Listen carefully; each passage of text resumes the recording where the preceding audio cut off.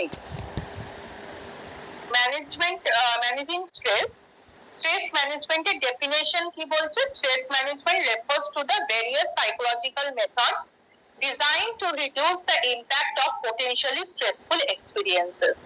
তাহলে কি বলছে? স্ট্রেস ম্যানেজমেন্ট হচ্ছে এমন কিছু মেথড, যে মেথডটা আমরা যখন স্ট্রেসফুল এক্সপিরিয়েন্স গুলোকে নিই বা আমাদের মধ্যে যখন এই স্ট্রেসফুল এক্সপিরিয়েন্স গুলোর ইম্প্যাক্ট পড়ে, সেগুলোর থেকে নিজেদেরকে রিকভার করার জন্য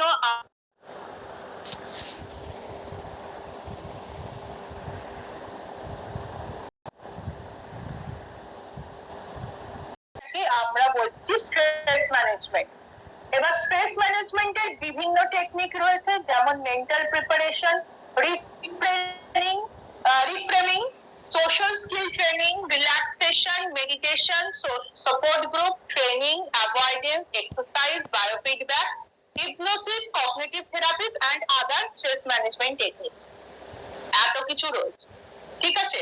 যেমন ধর আমাদের সিলেবাসে যেগুলো রয়েছে, রিল্যাক্সেশন রয়েছে, মেডিটেশন রয়েছে, যোগা রয়েছে, তারপর হচ্ছে problem focused, emotion focused coping style রয়েছে। এগুলো দিয়ে আমরা কি করছি? স্ট্রেসটাকে ম্যানেজ করছি। কিন্তু এছাড়াও মেন্টাল প্রিপারেশন, আমরা যদি আগে থেকে একটা মেন্টাল প্রিপারেশন নিয়ে থাকি যে একটা ক্রিটিক্যাল সিচুয়েশনে আমাদের লাইফে স্ট্রেস আসতে পারে, তাহলে সেটা অবশ্যই যখন স্ট্রেস আসে তখন সেটাকে আমাদের খুব একটা চাপের বলে মনে হয় না, কারণ আমরা মেন্টালি প্রিপেয়ার যে এই সিচুয়েশনে একটা স্ট্রেস হলেও হতে পারে। যেমন যে পার্সনটা চাকরির জন্য হন্তদন্ত হয়ে খুঁজছে, বিভিন্ন জায়গায় ইন্টারভিউ দিচ্ছে, ন্যাচারালি সেখানে তার কি হবে? সে যদি এইটা মনে করে যে আমি এইটা ফার্স্ট ইন্টারভিউ দিলাম, এটাই আমার লেগে যাবে, এটা হয় না।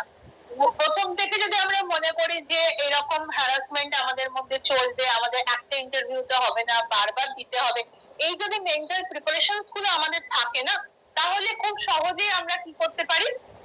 স্ট্রেসটাকে ম্যানেজ করতে পারি। এছাড়াও হচ্ছে তোর পুরো যা যা হচ্ছে স্ট্রেসফুল সিচুয়েশনে, সেগুলো যদি রিফ্রেমিং করি। রিফ্রেমিং করা মানে ধর স্ট্রেস আমাদের লাইফে আসছে, কিন্তু আমরা ওই স্ট্রেসটাকে রিকভার করার জন্য যে ঘটনা থেকে স্ট্রেসটা তৈরি হচ্ছে বা যে সোর্সটা থেকে স্ট্রেসটা তৈরি হচ্ছে, সেটাকে যদি একটু অন্যরকম ভাবে ভাবনা চিন্তা করতে শুরু করি, একটু তার ফ্রেমিংটা একটু অন্যরকম করে দিই, করে দিয়ে যদি ভাবি, যদি একটা পজিটিভ থিঙ্কিং এর মধ্যে নিয়ে আসি, তাহলে হয়তো কি হতে পারে? আমাদের স্ট্রেসটা অনেকটাই রিকভার হতে পারে।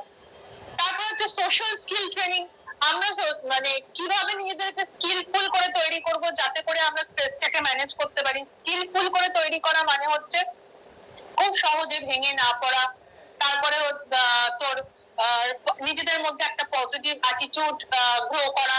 এই জিনিসগুলো যে একটা ট্রেনিং এর মতন যদি করা হয়, যে যে কোনো কন্ডিশনে কোপ আপ করার জন্য প্রপারলি আমরা এক্সারসাইজ করছি, রিল্যাক্স করছি, যোগা করছি, এই ধরনের বিভিন্ন সোশ্যাল স্কিল বা ইন্টারপার্সোনাল রিলেশনশিপের জায়গাগুলো যদি ভালো রাখা যায়, তাহলে এইগুলো কি করছে? আমাদের হেলথের জায়গাটা অ্যাজ ওয়েল অ্যাজ স্ট্রেস ম্যানেজমেন্টের জায়গাটাকে ঠিক রাখছে।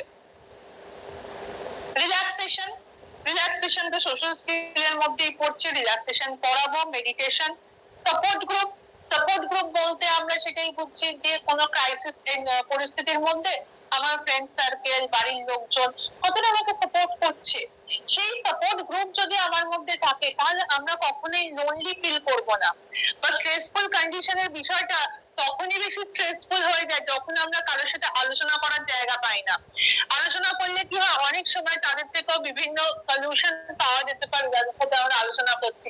কিন্তু এই সাপোর্ট গ্রুপ যদি না থাকে, আলোচনা করে যদি স্ট্রেসটাকে আমরা রিকভার করতে না পারি, অবভিয়াসলি সেখান থেকে স্ট্রেসটা আরো বেশি করে তৈরি হবে। আর যদি প্রপারলি আমাদের সাপোর্ট গ্রুপ থাকে, তাহলে সেখানে স্ট্রেসটাকে আমরা ইজিলি ম্যানেজ করে ফেলতে পারবো। বিভিন্ন ট্রেনিং রয়েছে, যেমন রিল্যাক্সেশন, মেডিটেশন, যোগা, এগুলো ট্রেনিং এর মধ্যেও পড়ে যায়। অ্যাভয়েডেন্স, আমার যেখানেই মনে করব যে এই সিচুয়েশন থেকে স্ট্রেস আসছে বা আসতে পারে, যদি সম্ভব হয় সেই সিচুয়েশনটাকে আমরা অ্যাভয়েড করব। কিন্তু এই অ্যাভয়েডেন্সটা সবসময় পসিবল নয়, কারণ লাইফে যেটা আসতে চলেছে সেটাকে আমরা কখনোই অ্যাভয়েড করতে পারি না। আমাদেরকে কি করতে হয়, সেই সিচুয়েশনের সাথে কোপ আপ করতেই হয়। কিন্তু অ্যাভয়েডেন্স কোথায় কাজ করে? ধর নিজের লাইফটা সবটাই ঠিক আছে, অন্যের লাইফের কিছু সমস্যা যদি আমার লাইফে এন্টার করতে থাকে, থেকে যদি আমার মধ্যে স্ট্রেসটাকে ক্রিয়েট করিয়ে দেয়, তাহলে সেই জায়গাগুলোকে অমিট করা দরকার বা অ্যাভয়েড করা দরকার সেই পার্সনদেরকে। আমরা আগে নিজেদেরকে সুস্থ করতে হবে, তারপরেই কিন্তু আমরা অন্য পার্সনদেরকে সেই জায়গায় হিলিং এর জায়গাটা করে দিতে পারবো। কিন্তু যদি অন্য কোনো কারণে অহেতুক ভাবে একটা স্ট্রেস তৈরি হয়, তাহলে সেই স্ট্রেস গুলোকে আমরা অ্যাভয়েড করতেই পারি, করে আমরা স্ট্রেসটাকে ম্যানেজ করতে পারি। এক্সারসাইজ, বায়োফিডব্যাক, হিপনোসিস খুব একটা চলে না এখন, মানে যেটা হিপনোটাইজ করা। কগনিটিভ থেরাপিস্ট মানে স্ট্রেসফুল কন্ডিশনের মধ্যে কি হয়, আমাদের কগনিশন মিন্স নলেজ জায়গাটা প্রপারলি কাজ করতে পারে না, কারণ একটা ওভার স্ট্রেস কন্ডিশন রয়েছে, কিছু ব্লকেজ অফ থিঙ্কিং কাজ করে যাচ্ছে। এইগুলো আমাদেরকে কি তৈরি করছে, স্ট্রেসটাকে আরো বেশি করে ক্রিয়েট করছে। সো কগনিটিভ জায়গাটা যদি প্রপারলি রিফ্রেম করা যায়, এবং মানুষ সঙ্গে যদি বিভিন্ন cognitive therapy, cognitive behaviour therapy আছে, কগনিটিভ থেরাপি আছে, এই থেরাপি গুলো দিয়ে যদি তাদেরকে কাউন্সিলিং এর মতন করানো যায়, তাহলে সেখান থেকে কি হতে পারে, তারা বিভিন্ন কোপিং স্ট্র্যাটেজিস গুলোকে অ্যাডপ্ট করতে পারবে এবং নিজের মধ্যে স্ট্রেসটাকে দূরে সরিয়ে রাখতে পারবে। আদার স্ট্রেস ম্যানেজমেন্ট টেকনিকের মধ্যে ডিফেন্স মেকানিজম পড়ে, তারপরে হচ্ছে অনেকে হচ্ছে স্মোক করতে শুরু করে, স্ট্রেসটাকে ম্যানেজ করে, অ্যালকোহল নেয়, এগুলো বিভিন্ন রকম আদার স্ট্রেস ম্যানেজমেন্ট টেকনিকের মধ্যে এগুলো পড়ে যাচ্ছে। তো আমরা একটা ওভারঅল আইডিয়া পেলাম যে স্ট্রেস ম্যানেজমেন্ট কি এবং স্ট্রেস ম্যানেজমেন্টের বিভিন্ন টেকনিক গুলো কি, সেগুলো জাস্ট একটু ওভারভিউ দিলাম। এরপরটা হচ্ছে যেহেতু আমাদের সিলেবাসে রয়েছে problem focused and emotion focused coping strategy স্ট্রেসের ক্ষেত্রে, সেই জন্য আমরা একটু কোপিংটাকে পড়বো। এই যে problem focused emotion focused coping এর কথাটা বলছি, তোরা কিন্তু এটাতে পরিচিত, কারণ তোরা আগের সেমেই এই প্র্যাকটিক্যাল একটা করে এসেছিস, যেখানে problem focused emotion focused strategy individual কিভাবে নেয়, বা কোন কোন স্ট্র্যাটেজিস গুলো হেল্পফুল, সেই জিনিসগুলো কিন্তু আমরা প্র্যাকটিক্যালে করে এসেছি। তো এবার আমাদের সেই সময় হয়তো ক্লিয়ার আইডিয়া ছিল না যে প্রবলেম ফোকাসড বলতে কি বুঝি, ইমোশন ফোকাসড কোপিং বলতে কি বুঝি, বা কোপিং এর বিষয়টা কি, কারণ এই কনসেপ্ট গুলো একেবারেই ছিল না। সেখানে হট করে তোর কোপিং এর জায়গাটার উপর দিয়ে প্র্যাকটিক্যাল হয়ে গেল, এবং যেখানে problem focused emotion focused strategy গুলোর কথা বলা ছিল। তো কোপিং, যাই হোক, কোপিং বিষয়টা কি, কোপিং মানে হচ্ছে যে আমরা যখন আমাদের এক্সটার্নাল ডিমান্ড গুলোকে, সিচুয়েশনাল এক্সটার্নাল ডিমান্ড গুলোকে, যেগুলো আমার মনে হচ্ছে স্ট্রেসফুল, সেগুলোকে ম্যানেজ করার জন্য আমাদের যে বিহেভিয়ার এবং চিন্তা ভাবনা, তাকে আমরা বলবো হচ্ছে কোপিং। মানে কোনো স্ট্রেসফুল সিচুয়েশন অ্যারাইজ হয়েছে, সেই স্ট্রেসফুল সিচুয়েশনটা থেকে সিচুয়েশনটা কি করছে, আমাদের মধ্যে একটা আনইজিনেস তৈরি করছে, আনপ্লেজেন্ট ইমোশনাল এক্সপিরিয়েন্স তৈরি করছে। তো সেখান থেকে আমাদের কি করণীয়, আমাদেরকে করতে হবে কি, প্রপারলি নিজেদের চিন্তা ভাবনা এবং বিহেভিয়ার গুলোকে ম্যানেজ করতে হবে। ম্যানেজ করার এই টেকনিকটাকে আমরা বলি কি, কোপিং। এবার যেটা আসছে, কোপিং আর ডিফেন্স মেকানিজম এর মধ্যে বেসিক ডিফারেন্স গুলো কি? ডিফেন্স মেকানিজম এর কনসেপ্ট গিভেন বাই ফ্রয়েড, ফ্রয়েডের মেয়ে অ্যানা ফ্রয়েড ডিফেন্স মেকানিজমের কনসেপ্ট দিয়েছেন। আর কোপিং হচ্ছে কি, আমরা আমাদের থট এবং বিহেভিয়ার যে প্যাটার্নটাকে, সেটাকে কিভাবে চেঞ্জ করছি, ম্যানেজ করছি স্ট্রেসফুল কন্ডিশনস গুলোর সাথে ম্যানেজ করার জন্য, সেটাকে আমরা বলছি কোপিং। এবার ডিফেন্স মেকানিজম আর কোপিং এর মধ্যে যে ডিফারেন্স গুলো রয়েছে, সেই ডিফারেন্স গুলো এবার আমরা দেখব। বলছে defense mechanism are largely unconscious mechanism which are activated in terms of anxiety, stress and distress without any choice or conscious intentional। মানে কি বলছে ডিফেন্স মেকানিজম আমরা যখন নিই তখন এটা আনকনসিয়াসলি কাজ করে, ঠিক আছে? এবং এটা যখন আমরা স্ট্রেসফুল কন্ডিশনের মধ্যে যে যাই, অ্যাংজাইটির সময় হয়, তখন আমরা এই আনকনসিয়াস এর যে মেকানিজমটা সেটা দিয়ে যখন আমরা আমাদের কনসিয়াসনেসে ইন্টেনশনালি জিনিসগুলোকে অ্যাপ্লাই করে ফেলি তখন সেটাকেই বলে ডিফেন্স মেকানিজম। মানে ধর আমাদের কোন একটা জায়গায় পৌঁছতে লেট হলো, আমরা তখন কি বলছি যে নিজেকে তো সেলফ ব্লেম করব না, নিজের সেলফকে প্রোটেক্ট করাটাই হচ্ছে ডিফেন্স মেকানিজম।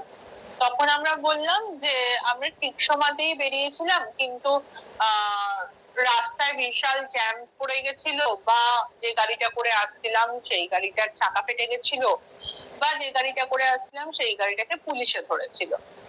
এইরকম বিভিন্ন আনকনসিয়াসলি আমাদের মধ্যে ব্যাপারটা চলতে থাকে এবং আমরা কি করি কনসিয়াসলি এবং ইন্টেনশনালি এই জিনিসগুলোকে হ্যান্ডেল করতে থাকি। এই যে ব্যাপারটা এটাকে আমরা বলছি ডিফেন্স মেকানিজম। আবার তোর কনসিয়াস স্ট্র্যাটেজিস গুলো হচ্ছে কি যেগুলো দিয়ে আমরা স্ট্রেসফুল কন্ডিশনটাকে ডিল করছি সেটাকে বলছি কোপিং। তাহলে বেসিক ডিফারেন্স হচ্ছে তোর এই ডিফেন্স মেকানিজম হচ্ছে আনকনসিয়াস আর কোপিং হচ্ছে কনসিয়াস, ঠিক আছে? Coping enables the individual to attain realistic goals by using variable resources and past experiences while acting within society's rules of conduct. Coping কিন্তু কোনো আনকনসিয়াসে যেমন চলছে না, ঠিক সেরকম ভাবে রিয়েলিস্টিক যে গোল গুলো রয়েছে সেই গোলে রিচ করার জন্য যা কিছু দরকার যেটা লজিক্যাল সেই কাজগুলোকেই কোপিং করে। বাট ডিফেন্স মেকানিজম কি করছে? ডিফেন্স মেকানিজম নিজের সেলফকে প্রোটেক্ট করছে অহেতুক ভাবে, বিভিন্ন ধরনের যুক্তি দিচ্ছে, তারপরে হচ্ছে মিথ্যা কথার আশ্রয় নিচ্ছে। এই জিনিসগুলো কি হচ্ছে আমাদের তোর ওই ডিফেন্স মেকানিজমের মধ্যে পড়ে যাচ্ছে। বাট কোপিং এ আমরা কি করছি আমাদের চারপাশে যে রিসোর্স গুলো রয়েছে সেই রিসোর্স গুলোকে কাজে লাগিয়ে আমরা পরিস্থিতিটার সাথে কোপিং করার চেষ্টা করছি। আচ্ছা,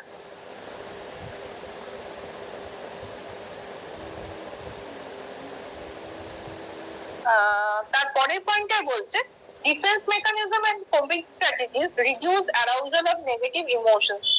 আচ্ছা, এখানে যেটা রয়েছে যে ডিফেন্স মেকানিজম আনকনসিয়াস প্রসেস আর কোপিং হচ্ছে কনসিয়াস প্রসেস। একটা রিয়েলিটিতে হয় আর একটা মানুষ অ্যাজুম করে নিয়ে করছে আনরিয়েলিটিতে। তো এই ডিফারেন্স গুলো তো মোটামুটি আগের পয়েন্টের সাথে অনেকটা ম্যাচিং। এবার এটার সাথে যেটা বলছে যে দুটো প্রসেসের মধ্যেই অ্যাডভার্সিটি আছে, ঠিক আছে? অ্যাডভার্সিটি আছে কেন না একটা স্ট্রেসফুল কন্ডিশন এসছে, সেখানে কিন্তু সবসময় ডিফেন্স মেকানিজম দিয়ে কাজ করা যায় না। কেন কাজ করা যায় না ডিফেন্স মেকানিজম দিয়ে? কারণ ডিফেন্স মেকানিজমে অনেক সময় কি হয় জানিস তো, যে কাজটাকে কেউ অন্যের চোখে খারাপ প্রমাণিত হতে পারে, বা লোকজন বুঝে নিতে পারে যে হ্যাঁ ডিফেন্স নিচ্ছে, এইগুলো খুব ইললজিক্যাল। whereas যদি কোপিং স্ট্র্যাটেজি নেয় সেটা খুব রিয়েলিস্টিক ওয়েতে লজিক্যাল ওয়েতে নেওয়া যায়। তো সেই হিসেবেই বলা হয়েছে যে দুটো প্রসেসের মধ্যে ভ্যারাইটি রয়েছে। ডিফেন্স মেকানিজম আর কোপিং স্ট্র্যাটেজি দুটোই ডিফারেন্স আছে দুটোর মধ্যে, কিন্তু দুটোর সেম টাস্ক কি আমাদের মধ্যে স্ট্রেস চলাকালীন যে নেগেটিভ ইমোশনস গুলো অ্যারাউজড হয় সেগুলোকে রিডিউস করে কে defence mechanism and coping strategy. কারণ আমরা ক্ষেত্র বিশেষে কখনো কখনো situation wise defence mechanism use করি, কখনো আমরা সিচুয়েশন ওয়াইজ কি করছি কোপিং স্ট্র্যাটেজিস গুলোকে কাজে লাগাচ্ছি। এবার কোপিং আর স্ট্রেস ম্যানেজমেন্টের মধ্যেও ডিফারেন্সটা আমাদের জানা প্রয়োজন, কারণ আমাদের রয়েছে ম্যানেজিং স্ট্রেস, সেখানে কোপিংটা কেন আসছে? স্ট্রেস ম্যানেজমেন্টের ক্ষেত্রে এটাও জানতে হবে। এখানে বলছে দেখ, the word cope and manage stress are used every day and are often used interchangeably by both professionals in the field as well as public. বলছে কোপটা, কোপ করা বা ম্যানেজ স্ট্রেস, এই টার্মগুলো কিন্তু আমরা ইন্টারচেঞ্জেবলি মানে ইউজ করে থাকি। কখনো আমরা বলি কোপ করছি, কখনো আমরা বলছি স্ট্রেসটাকে ম্যানেজ করছি। তো এইগুলো কি হচ্ছে, এক একজন প্রফেশনাল এক এক রকম ভাবে ওয়ার্ড গুলোকে ইউটিলাইজ করছে এবং এর ফিউচারও আলাদা আলাদা ধরনের রয়ে যাচ্ছে। আচ্ছা, নেক্সট বলছে when someone is just coping with stress, they tend to muddle through life without making any effort to migrate their stress level or to deal with sources of their stress. বলছে যে যখন কেউ স্ট্রেসে coping করে তখন তাদের main বক্তব্যটা যেটা থাকে যে ওর মাথায় যে থিঙ্কিং বা থটটা আসছে না, সেটাকে দূর করা, ঠিক আছে, যাতে করে ও কি করতে পারে, যে পরিস্থিতিটাকে মানিয়ে নিয়ে সবার সাথে মিলেমিশে চলতে পারে। এখন কিন্তু সেই জায়গাটা তোর করার জন্য স্ট্রেস ম্যানেজমেন্ট আর কোপিং এর মধ্যে একটা ডিফারেন্স তৈরি হয়েছে। কি ডিফারেন্স তৈরি হয়েছে? বলছে যে স্ট্রেস ম্যানেজমেন্টের জায়গাটাতে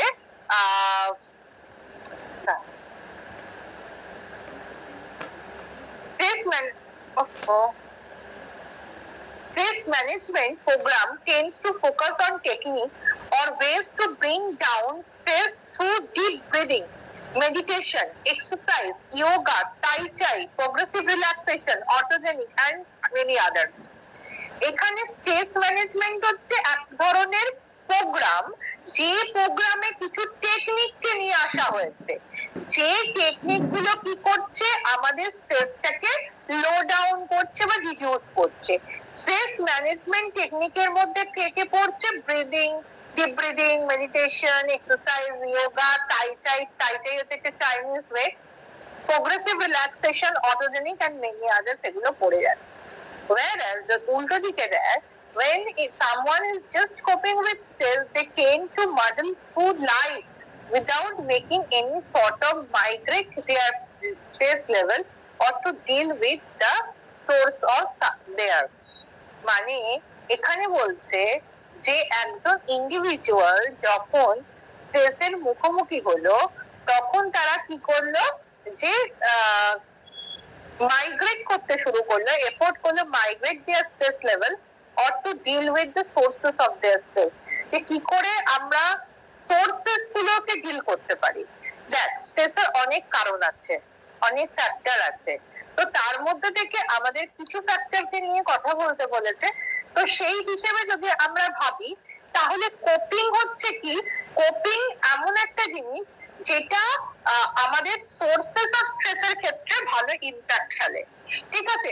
যেমন ধর কোনো সাইকোলজিক্যাল সোর্সেস থেকে স্ট্রেস হচ্ছে, ফিজিক্যাল, ইকোনমিক, সোশ্যাল সোর্সেস থেকে স্ট্রেস হচ্ছে, তো সেই সমস্ত জায়গায় আমরা কি করব, কোপিং স্ট্র্যাটেজিস গুলোকে ইউজ করব। whereas স্ট্রেস ম্যানেজমেন্টে কি করব, আমরা আমাদের স্ট্রেসের লেভেলটা কমাতে চাইবো সবসময়, তো সেটা হচ্ছে স্ট্রেস ম্যানেজমেন্ট টেকনিকের মধ্যে পড়ে যাবে। এবার একটা এক্সাম্পল আছে, একটা এক্সাম্পল দিয়ে বলা আছে। যাই হোক, আমরা এবার পড়বো হচ্ছে রিল্যাক্সেশন টেকনিক। আচ্ছা, এইখানে এই যে coping, defence mechanism, coping, stress management, defence mechanism, stress management বা কোপিং এর যে কনসেপ্টটা বলা হলো সেটা ক্লিয়ার হয়েছে?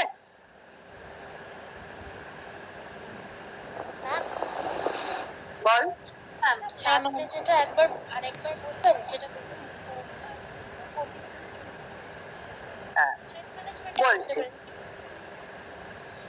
কোপিংটা হচ্ছে বেসিক্যালি যখন আমরা তো সোর্সেস অফ স্ট্রেস করলাম, তো ভেরিয়াস সোর্সেস গুলো যেগুলো পড়েছি, ফিজিক্যাল, সোশ্যাল, ইকোনমিক্যাল, এই স্ট্রেস গুলো থেকে কিভাবে আমরা মোকাবিলা করব নিজেদেরকে, সেটার জন্য মানে কজেস অফ স্ট্রেস, স্ট্রেসার গুলোর সাথে মোকাবিলা করার জন্য আমরা কি করছি, কোপিং স্ট্র্যাটেজি নিচ্ছি। তোরা একটু প্র্যাকটিক্যালটার কথা চিন্তা কর, সেখানে কিছু সিচুয়েশন তোদেরকে স্টেটমেন্ট ওয়াইজ দেওয়া ছিল, এবার তোরা কি করেছিস, কখনো সেটাকে কিছু আইটেম ছিল প্রবলেম ফোকাস, কিছু আইটেম ছিল ইমোশন ফোকাস। মানে এখানে যে পারপাস থেকে বা তোর ফ্যামিলি থেকে যদি কোনো স্ট্রেস আসে, তাহলে সেখানে তোর যা কোপিং অ্যাটিটিউডটা হবে, তুই যখন বাইরের লোকের সাথে কোনো মানিয়ে নিচ্ছিস, তখন কিন্তু তোর কোপিং স্ট্র্যাটেজির মধ্যে অনেক কিছু ডিফারেন্স তৈরি হবে। ঠিক আছে, তো সেই এইটাকেই বলছে কোপিং। কোপিং মানে হচ্ছে যেখানে আমরা সোর্সেস গুলোকে আইডেন্টিফাই করে তার বিভিন্ন টেকনিকের থ্রু দিয়ে সেগুলোকে ম্যানেজ করার চেষ্টা করি। আর স্ট্রেস ম্যানেজমেন্টে যেটা তোকে এখানে বলেছে, সেটা হচ্ছে যেখানে আমরা আমাদের কি বলে স্ট্রেসটাকে লো ডাউন করতে চাইছি থ্রু কিছু technique, deep breathing, meditation, exercise, yoga, এগুলো থ্রু দিয়ে। এবার বুঝতে পেরেছিস?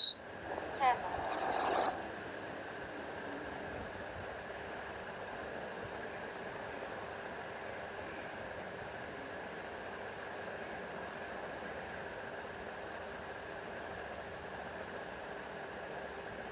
আচ্ছা, এবারে আমরা যেটা পড়বো সেটা হচ্ছে কি রিল্যাক্সেশন টেকনিক। এটা একটা কোপিং ম্যানেজমেন্টের একটা টেকনিক। তো রিল্যাক্সেশন টেকনিক কি, যেখানে কিছু ইন্ডিভিজুয়ালের মধ্যে স্ট্রেস চলাকালীন তার মধ্যে ফিজিওলজিক্যাল কি কি চেঞ্জ হয় সেটা আমরা দেখি।